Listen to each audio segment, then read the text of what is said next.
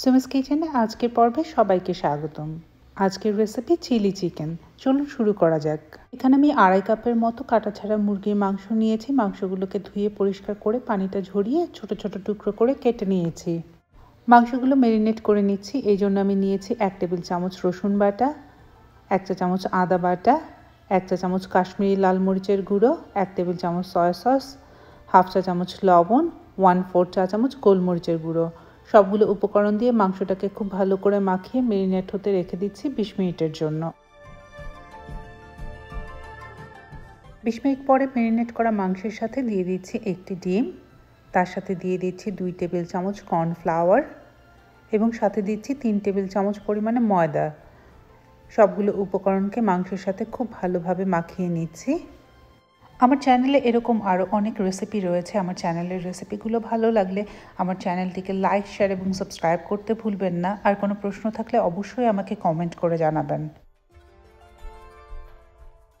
একটি fry pan চুলায় বসিয়ে দিয়ে দিচ্ছি তেল। তেলটা খুব ভালোভাবে গরম হয়ে এলে চুলার আঁচটাকে মিডিয়ামে রেখে একে একে মাংসের টুকরোগুলো দিয়ে দিচ্ছি তেলের মধ্যে। একটা পাশ প্রায় 3 মিনিটের মতো রান্না হয়ে গেলে এবারে মাংসগুলোকে উল্টে দিচ্ছি। এবারে উল্টে পাল্টে মাংসগুলোকে হালকা বাদামি রং করে ভেজে নিচ্ছি। এতে আমার সময় লেগেছে 8 মিনিট।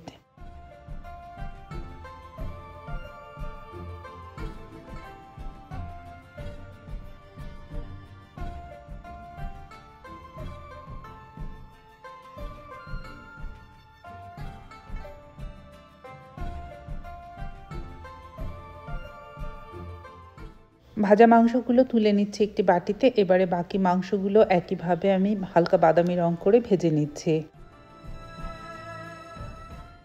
একটি বাটিতে নিয়ে নিচ্ছি 2 টেবিল চামচ টমেটো কেচাপ, 1 টেবিল চামচ রেড চিলি সস, 1 টেবিল চামচ ডার্ক সয়া সস, 1/2 চা চামচ কাশ্মীরি লাল মরিচের গুঁড়ো, 1/4 চা চামচ চিনি, 1/4 চা চামচ গোলমরিচের গুঁড়ো এবং দিচ্ছি 1/4 কাপ পরিমাণে পানি। সবগুলো উপকরণকে একসাথে খুব ভালোভাবে মিশিয়ে নিচ্ছি। আমি এই রেসিপির জন্য কাশ্মীরি লাল মরিচের গুঁড়োটা ব্যবহার করেছি। কাশ্মীরি লাল মরিচের গুঁড়োতে ঝালের পরিমাণ খুবই কম থাকে এবং রঙটা খুব গাঢ় হয়। আপনার হাতের কাছে কাশ্মীরি লাল মরিচের গুঁড়ো না থাকলে আপনি আপনার স্বাদ অনুযায়ী রেগুলার মরিচের গুঁড়োও ব্যবহার করতে পারেন। অন্য আরেকটি বাটির মধ্যে নিচ্ছি 1 টেবিল চামচ কর্নফ্লাওয়ার, 1/4 কাপ পানি। দুটোকে একসাথে মিলিয়ে রাখছি।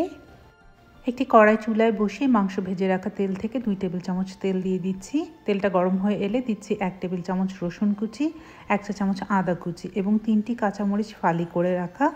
ঝালটা আপনি আপনার স্বাদ অনুযায়ী ব্যবহার করবেন। আদা রসুন মরিচটাকে প্রায় 30 সেকেন্ডের মতো হাই হিটে ভেজে নিচ্ছি।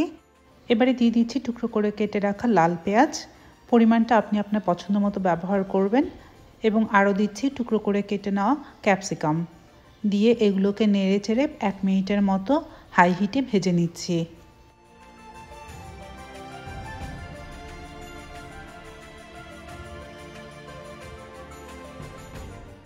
ক্যাপসিকাম আর পেঁয়াজের সাথে দিয়ে দিচ্ছি আগে থেকে মিলিয়ে রাখা সসগুলো একে একে দিতে গেলে ক্যাপসিকাম আর পেঁয়াজগুলো একটু বেশি সেদ্ধ হয়ে যেতে পারে, তাই সসগুলো আগে থেকে মিলিয়ে রাখাই ভালো।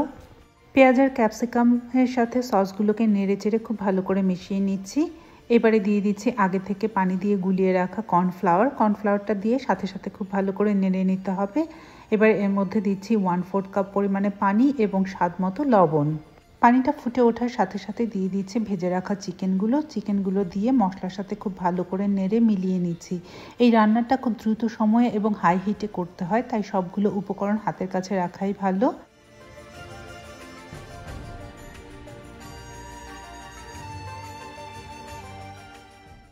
সসগুলো খুব ভালোভাবে মাংসের সাথে মিশে গেলে এর উপরে দিয়ে দিচ্ছি আমি পেঁয়াজ কলি কুচি।